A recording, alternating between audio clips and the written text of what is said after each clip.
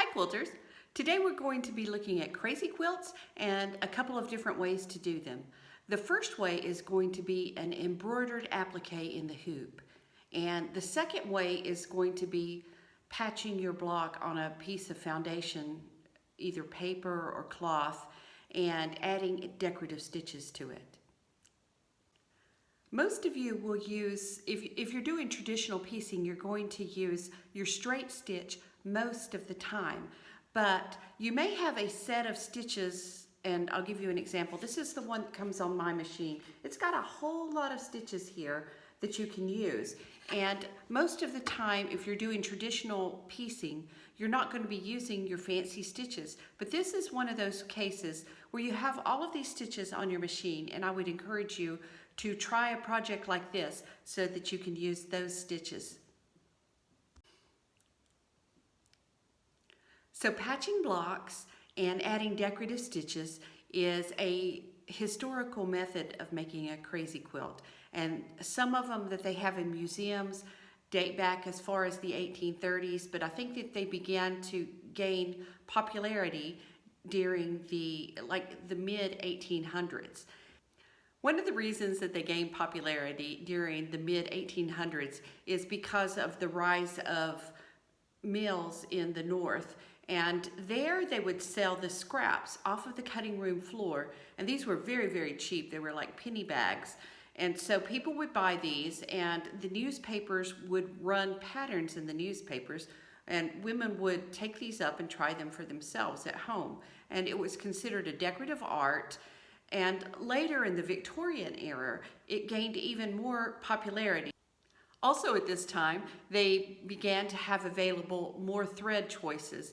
And we would call this embroidery floss today if people were doing it by hand. This is what they would use.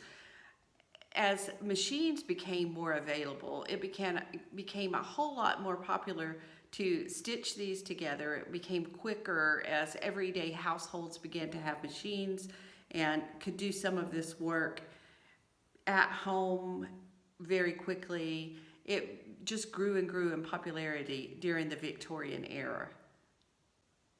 To set up for in the hoop, you're going to need your design, and maybe you're going to want to print out a map of your design. If your machine already shows it, that probably isn't necessary. You're also going to want some scraps of fabric to work on and a good variety of thread. For the traditional design, you're going to need foundation paper, or you're going to need foundation fabric. You're going to need scraps, you're going to need thread, and a machine that has a few of the fancied stitches that you would like to try out. One more thing as we're getting started for this video, don't forget to like and subscribe and hit that notification bell for more compulsive quilting and embroidery videos.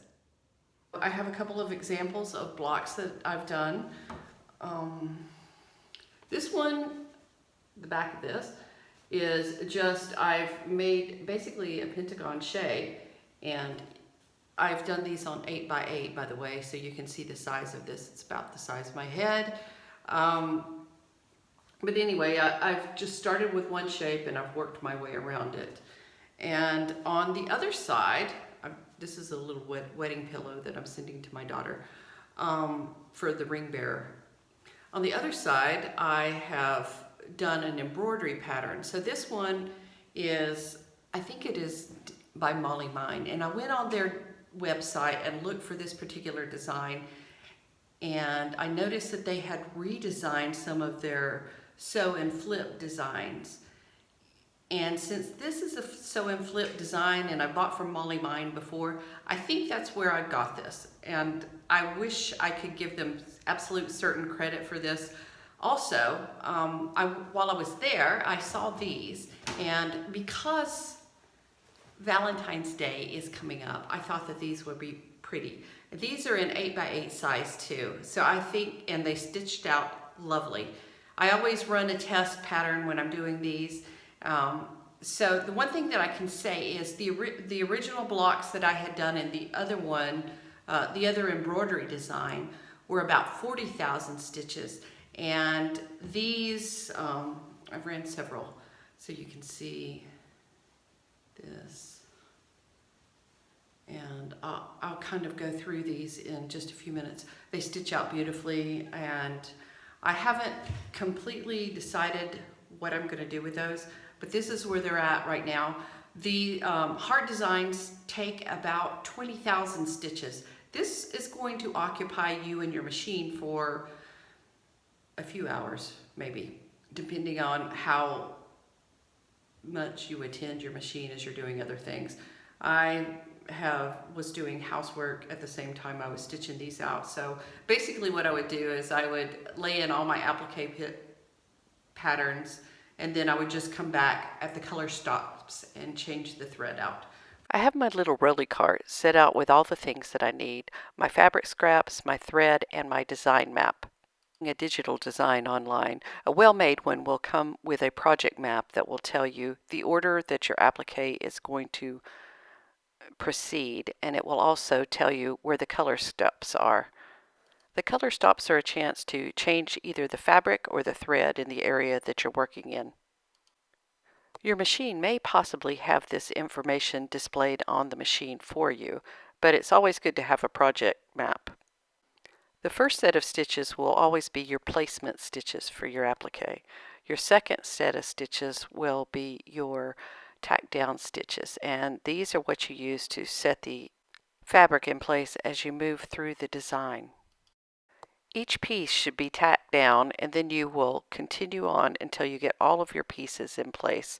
You'll trim around each one as you're sewing them in. Once they're all in place, then you'll move on to your satin stitches that will cover up your raw edges. You see in this video that there is a zigzag stitch that is gone all the way around the design. This is an underlay stitch, and it will make the satin stitches pop a little bit more. Notice on this design that the satin stitches have completely encased the raw edges of the applique. Now the decorative stitches come back behind that, and they will be stitched out, and they will stitch right over the satin stitches that are in the design. The top design that you see here is a stitch and flip design. I believe it's by Molly Mine, although I'm not exactly sure. I couldn't find it when I went back to the website. I bought this about 5 or 6 years ago, but there are similar designs that are online from that designer right now. My plan for the next part of this video has to do with doing these on a regular machine and traditionally stitching them out and using the decorative stitches to complete a design, and I'll use a square block. Now I'm moving along to the crazy quilt pattern that I'm going to be doing by hand, which to say it's a pattern is, in general, I'm just putting down a foundation layer, and in this case it's stabilizer because that's what I have, and I've marked out an 8-inch border. So I know that all of my pieces are going to have to come just a little bit beyond this 8-inch border. So I'm going to lay in my first piece, and what I want here is basically, either side of this, it's a batik, so it's good on either side. But basically what I want is to have about 5 sides. And then you're just going to start stripping in fabric pieces on each of these sides until you get to the outer border, and then you'll trim it. So once you've sewn in your first piece, then you will lay in a second piece, and you'll sew right down like this. And it doesn't matter which piece you lay in, you're going to start off and you're going to sew onto, and that way you're going to completely cover the border that you want, because all of this is eventually going to get trimmed out. So you'll lay in a second piece like that, and you lay them right sides together and then just flip it over. And the same for this one. So I like this little moth, and I want him to be in the corner. So I will put him right sides together and then fold him back. So let's talk about what's going on with this. So I have my little pentagon shape here, and I had stitched in this, but I decided that I wanted to keep every little part of this moth. And it was a little bit short here, so I needed to add in a little bit of fabric there. And I actually ripped out some of my stitches so that this piece wouldn't go on top of my little moth that I liked. So I had to backtrack, and I just sewed him along this edge right here, and then folded that over. And then this piece I'll need to go back and I'll stitch that in here. Now, one of the things about the crazy quilt is you're using decorative stitching. So I could go right over this with a top stitch without even noticing that I had ripped up anything there. And I think I'll do that because it'll be just the simplest thing.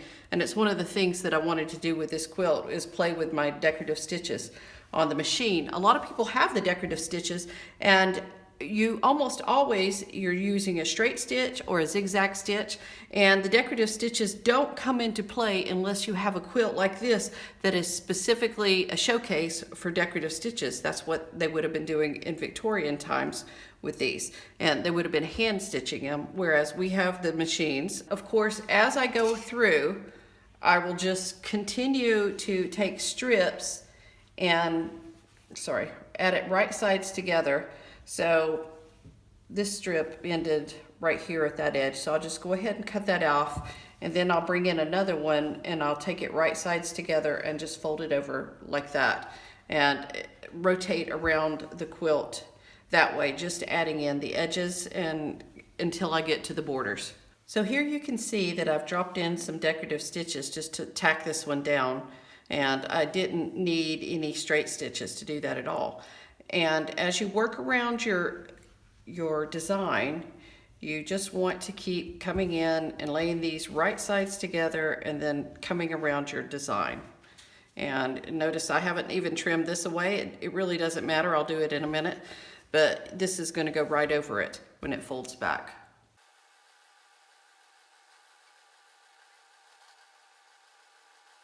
As I'm going along, you notice that some of the pieces are going to be way bigger than you would think that they would be. So this one that I've added in here goes intersects right here and right here, and all you have to do is come back. This is very similar to trimming up for machine applique. You just trim away what you don't need. And all of this will be underneath, so it's not going to be needed. And I'm going to fold this back out, and I'll come back and trim that. And then I will add just maybe this little bit of lilac here on that end. So this is my last piece. I ended up not going with the lilac and with a little bit darker because I just needed a little bit more purple in there, I felt, for this one.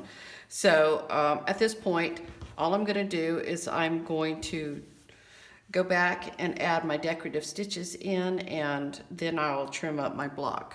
Now I've been stitching the decorative stitches, and as you can see, I've topped some and some I've just come along the side, and I've just gone through and picked out different things that I just appealed to me just to see how they would do. One of the things that I've noticed is, like, if you use something that's really highly contrasting, it will help as far as seeing the thread if you want the thread to show. This was a very busy fabric, so almost nothing would show with it unless it was just really, really high contrast to it. The same with this one. If I used anything in that same color family, it barely showed at all. So that's something that you might want to consider. When you have something that's a semi-solid like these batiks, they are very easy to get something else to show as long as it's not in their color family. And sometimes I just don't want anything over it. So like this one, I just had a little bit above and a little bit below to hold it down, and that's it. So now the next step would be just to trim up the sides to get it the 8x8 that the other blocks are. Now that I have this trimmed up, I'm going to take this piece of applique and I'm going to add the additional piece of applique that I did in the hoop, and I'm going to pair these two up and make a little ring bearer pillow for a wedding. So I finished these off. I've made a little bitty wedding pillow here. It's got a place to tie the rings. I just ran this binding through the three eyelets there, so two of them come together. And then I bound it, so it's got a back, and it's just got a little bit of padding. Should be fine for the wedding. Here's a little closer look at the front of the pillow, and I'll flip it over, and here is a little closer look at the back of the pillow. Next week, I will be talking about additional crazy heart projects. My plan will be to take these hearts that I've appliqued this week and make them into little placemats to go on the table. Don't forget to like and subscribe and hit that notification bell for more compulsive quilting and embroidery videos.